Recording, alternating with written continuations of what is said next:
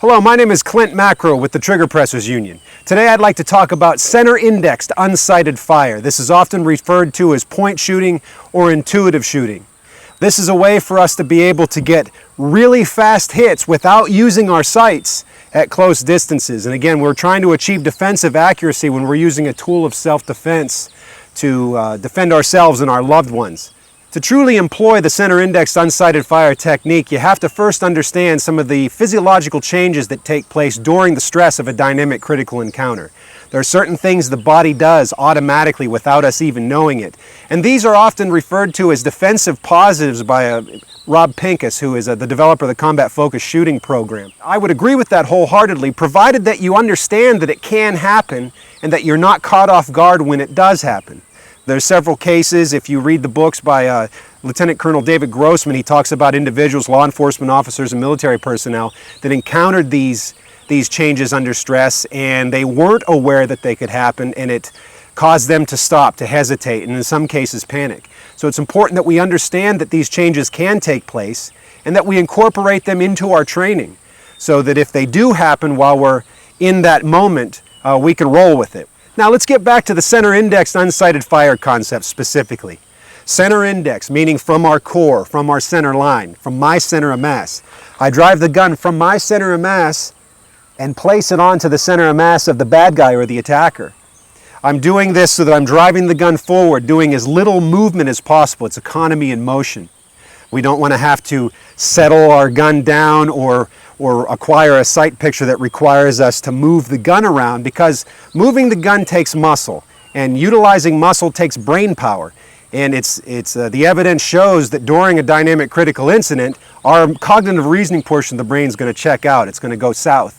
So what little cognitive reasoning I might have in that moment, I would rather use that brain power to determine if there's a safe backstop behind the attacker, or better yet, if there's an escape route that I can use to flee and get out of that situation altogether. We're driving that gun from our center index into our line of sight. Considering that tunnel vision is one of the physiological changes that happens during stress, we're going to lose peripheral vision, or there's a high likelihood that we will. So by driving the gun into our line of sight from our center index, we'll be able to create a sight picture very quickly. Now, if your brain will allow you to use your sights, then fantastic, use your sights. But there's a high likelihood that your brain won't allow you to focus on that 3mm wide front sight, because you're going to be looking at the gun or the knife, or going back centuries, the teeth of the saber tooth that's trying to attack us. By driving the gun into our line of sight, we're a little more efficient. We'll be able to pick up that sight picture as quickly as possible. So center-indexed unsighted fire is unsighted fire. It's not unaimed fire. Now consider that aiming consists of two components. Now these two components are sight alignment and sight picture. So typically we're going to align that front sight blade into the notch of the rear sight. We're going to get them equally high and get equal light on either side of the front sight with a focus on that front sight. And our sight picture typically would be, we would put that well-aligned sights onto our target, creating a sight picture, whether it be at the bottom of the bullseye, pumpkin on the post, a 6 o'clock hold, or right in the center of the target, a center hold. We create that sight picture. Now with unsighted fire, we're still creating a sight picture. Now this is one way that I've found that's easy to explain this concept. So I charge you to look in your environment wherever you are. Look off in the distance, perhaps at a light switch cover or any object in the room that's a little bit of a distance from you. And I want you to stay focused on that target, we'll say. So stay focused on that light switch. Now with your support hand, drive your thumb out onto the target. Now you're keeping both eyes open, focused on the target, and you place your thumb over top of that target or light switch wherever you are, whatever you're looking at. Now you'll notice that your thumb looks kind of ghosty. There's a ghost image there.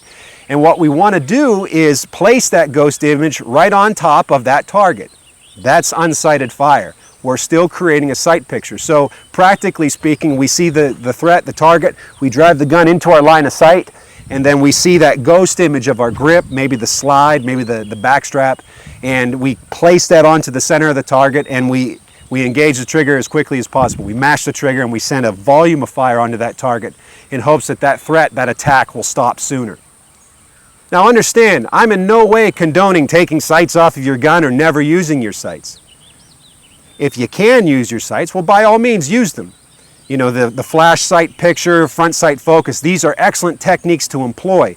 But consider if someone's on top of you, stabbing you, beating you, raping you, you're probably not going to have time to use those sights and get that perfect sight picture. You're just going to be driving the gun from your center of mass to their center of mass, and you're going to engage that target and end that threat as quickly as possible. Now let's go back to our demonstration before, where we're looking at the target in our room and we place our thumb over it and we create that ghost image of our thumb. Now what I'd like you to do is, with both eyes open, you're looking at the target, the thumb looks like a ghost image. Now shift your focus back to your thumbnail. This would be indicative of your typical front sight focus sight picture. And that's fine, but I'd like you to try that again, and with both eyes open, bring your focus back to that thumbnail. And how many targets do you see? Right now I see 2. Most of you will see 2. Let me ask you this. Why in God's green earth would you limit your chances of ending an attack by 50%? We see 2 targets now. Now granted, at closer distance, those 2 images are pretty close together. So your variation is narrow. There's a good chance you're going to hit no matter where you're looking there. But if we have those 2 images, instinctively most shooters like to close an eye. They'll close an eye real quick so they can get better focus. It's impossible for our eye to focus on multiple things. So something that I've changed my mind over the years, typically in bullseye and marksmanship style shooting, we teach people to keep both eyes open. And in that context, there is definitely an advantage to that. We get more light into the brain. We lessen muscle tremors, when we're trying to get those perfect dime-sized groups at a long distance. But in this context, I'm going to close an eye so I can get that sighted fire a lot quicker if I choose to use my sights. Now, the negative to that, as many have said throughout the years, is, well, you're going to lose your peripheral vision. There's a high likelihood we're not going to have any peripheral vision anyhow. So if you're going to use your sights, if you're at a distance where you need to or your body will allow you to, then close the eye, take the shot, open your eyes, scan, and assess. Some elements of the unsighted fire, some things we need to choreograph during our training. First and foremost, one of the physiological changes, we're going to get into a reflexive crouch. We're going to get into that athletic stance, as Mike Hughes likes to refer to it. I charge you to go online and look up haunted house scares on YouTube. When people are in the haunted house, they paid money to be there, they're expecting the guy with the chainsaw. If he doesn't show up, they know they're going to be upset because they paid money for it. And sure enough, over the corner, they hear the chainsaw, and what do? They square up to the target. They put their hands in front of their face and their core, and they get into a bit of a reflexive crouch, that defensive crouch. The crouch allows us to move laterally, either direction, very efficiently. And also it puts our center of gravity a little bit lower so that we can throw a punch harder, or maybe we can take a hit a little bit easier. Any of you guys that have children or grandchildren, when the kid runs across the room at you, you don't go like this to have them jump at you, because you'd end up on your backside. You usually go like this so you can take that hit, and that's kind of the same concept. So it's important that when we practice, we get into this position. This is something that we do need to choreograph in our training environment. One of the things that's done in the combat focused shooting program is that a lateral move is employed whenever we draw from the holster. And this is something you can also do in your training, and there's a couple reasons for that. Of course, a lateral movement takes us off of the X of the attacker, which is a tactical positive, but also what that does in a training environment is it puts us naturally into that low crouch, that defensive crouch. So this would be something, if you can do so on your range and you can do so safely, I would recommend adding that into your draw stroke and your training steps. Consider the strength of our core, right here, our core muscles. Now, anything that we do that requires muscle, we generally bring it to our core without thinking. For instance, you wouldn't try and open a jar of pickles or peanut butter out here like this. You'd bring it in here to your core so you could utilize all of your body muscles to help with that particular task. One of the other things that happens during a dynamic critical encounter, one of the physiological changes, is that our blood leaves our extremities and goes to our core. This has a number of positives. One is that we can hit harder and run faster because our core muscles are the major muscle groups that allow motion. But also what that does is it limits blood flow in our extremities. So if we're cut, slashed, bit by that saber-toothed tiger, or we take a round into the hand or the arm, it precludes us from bleeding out as quickly. than we might if we were just in a regular blood flow. In the combat focused shooting program, they run an exercise where you start in very close using unsighted fire, and close distances, people are shocked sometimes to see how accurate they can be, and then you move back a bit, and then you shoot a little more, and then you move back a bit, then you shoot a little more, and then you move back a bit and you shoot a little more, always using unsighted fire. And eventually you find a spot, and this is different for every shooter. You'll find a spot where your margin of error gets bigger, and you realize, okay, at this particular distance with my gun, I know that I'm going to need to use my sights. Some books that I recommend that will go into a lot more depth than what I'm talking about now in regards to the physiological changes that the body undergoes during the stress of a dynamic critical encounter, and ways you can incorporate them into your training would be, first of all, Deadly Force Encounters by Dr. Alexis Artwell. I had mentioned that before. On Combat by Lieutenant Colonel David Grossman. Counter Ambush and Combat Focused Shooting, both books written by Mr. Rob Pincus. And also Concealed Carry and Home Defense Fundamentals by Michael Martin. All these books are great books to read, good things to reference, especially if you're an instructor. You can pull a lot of information from there and use them in your classes. Now, part of our ability to be able to center index this firearm, achieve that kinesthetic alignment, as Mr. Pincus refers to, is getting a proper grip. Now, first and foremost, we want to get our hand high on the backstrap with our finger off of the trigger, and we want to get the middle finger up onto the trigger guard. We want to cover that area. I'm going to take my support hand and bring it up like an upwards karate chop, right onto my knuckle. And when I do that, I'm going to wrap my hand around and fill in this gap with meat.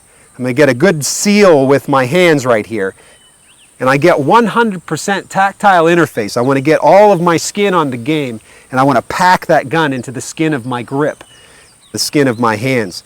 Now you'll notice as I drive the gun forward into my line of sight, achieving full extension and getting that isosceles presentation. We've all heard that term where we create an isosceles triangle with our presentation, our arms and our chest.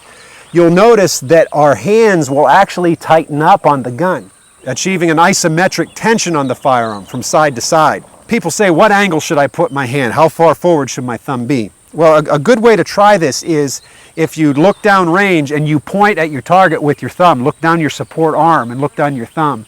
Well, right there, I've created the angle I need. So I bring my grip in, lay it on top, and that's the angle by which I need to put my forward thumb. Again, it's about how you naturally align yourself. During lots of recoil, if we have all that skin on the gun, we're going to help mitigate that muzzle flip. But with our forward thumb, our support hand thumb forward, all we need to do is just bring our hand back down to that angle, bring it back down onto the target. So it will really help us when we're doing a volume of fire, getting really fast shots and placing lots of shots onto that attacker. Now, how many times do we shoot? This is a question that comes up. Do I shoot once? Do I shoot twice? Do I shoot 10? Well, I answer that with another question. How many licks does it take to get to the center of a Tootsie Roll Tootsie Pop? 3 if you're an owl and you cheat and you bite, but the world may never know, and you'll never know till you're in that moment, and hopefully you'll never be in that moment. But the bottom line is we need to deliver a volume of fire onto that threat, onto that attack, until that threat or that attack ceases. Now, this was a pretty quick primer on the center indexed unsighted fire concept. Again, the key things to remember here: we're not willy-nilly sending lead down range. We're still building a sight picture. So we identify the target, we focus on the target, we're square to the target, we're in our reflexive crouch, we're driving the gun from our center index, from our center of mass, into our line of sight, putting it on top of that attacker, we're creating that sight picture, and we're mashing the trigger, getting shots off as quickly as we can do so accurately. Check out triggerpressersunion.com, my website. I have a lot of information on there, as well as classes that I'm putting on, and I'm hosting other trainers as well. I'm bringing in other trainers into the Pittsburgh area. My name is Clint Macro. We'll see you here next time at the Trigger Pressers Union.